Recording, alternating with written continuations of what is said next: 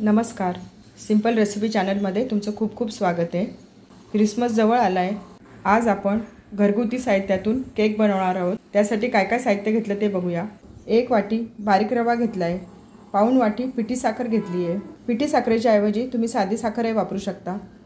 अर्धी वाटी दही घेतले, अर्धी वाटी दूध घेतले, पाव वाटी साजूक तूप घेतले। साजूक तुपाच्या ऐवजी तुम्ही तेलही वापरू शकता। सर्व साहित्याचे प्रमाण ह्या वाटीने मोजून घेतले। तुम्ही घरातली कुठलीही एक वाटी सेट करा, त्यानुसार सर्व साहित्य मोजून घ्या। मिक्सरच्या मोठ्या भांड्यामध्ये सर्व साहित्य टाकूया। बारीक रवा टाकते, पिठी साखर टाकूया, दही टाकूया, दूध टाकूया। दूध रूम टेम्परेचरचं घ्यायचं आहे, फ्रीजमधलं थंड दूध नाही घ्यायचं। साजूक तूप टाकूया। तुपाच्या ऐवजी तुम्ही तेलही टाकू शकता। मिक्सरमध्ये सर्व एकजीव करून घेऊया। मिक्सरमध्ये सर्व छान वाटून घेतले। सर्व साहित्य एकजीव झाले। आता मी हे बाउलमध्ये काढून घेते। बाउलमध्ये काढून घेऊया। 2 मिनिटं सर्व फेटून घेऊया।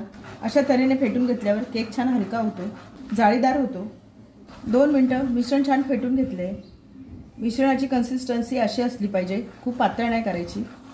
याच्यावर झाकण ठेवते। 10 मिनिटं हे पीठ आपण साईडला ठेवून देऊया, म्हणजे याच्यामध्ये जो रवा टाकलाय तो रवा छान फुलून येईल। केकचं मिश्रण 10 मिनिटं साईडला ठेवून दिलंय।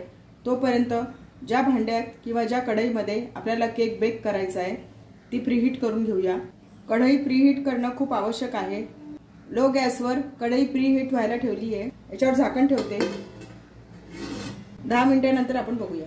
ज्या ट्रेमध्ये आपण केक बेक करून घेणार आहोत त्याच्यामध्ये बटर पेपर टाकते। जर तुमच्याकडे बटर पेपर नसेल तर तुम्ही साजूक तूप किंवा तेल ट्रेला लावून घेऊ शकता।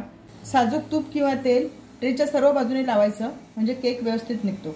10 मिनिटं झाली आहे, झाकण काढून बघूया। मिश्रणातला रवा छान भिजलाय, मिश्रण थोडं घट्ट झालंय। याच्यामध्ये छोटा अर्धा चमचा वेलची पावडर टाकते। सर्व मिक्स करून घेऊया। वेलची पावडर ऐवजी तुम्ही इसेन्सही टाकू शकता।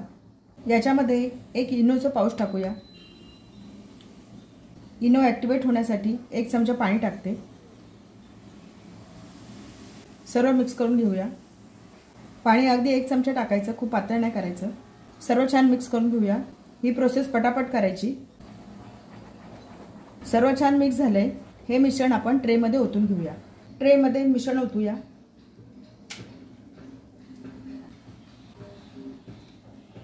कॅप करून घेऊया, म्हणजे मिश्रण सर्व बाजूने व्यवस्थित पसरतं। आता आपण बेक करायला ठेवूया। झाकण काढून बघूया।